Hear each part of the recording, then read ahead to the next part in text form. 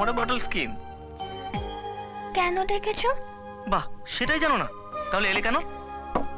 কেন ডেকেছো জানতে।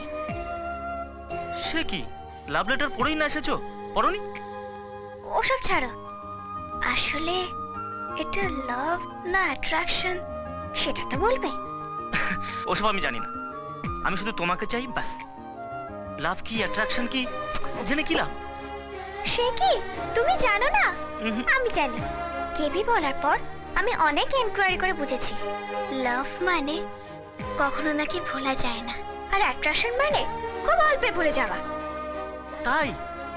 তাহলে ক্লাস 7 এ পিঙ্কিকে এখন আমার মনে আছে। তবে সেটাকে তুমি কি বলবে, লাভ? এ না না না, আমি একটা ম্যাগাজিনে পড়েছিলাম তাই বললাম।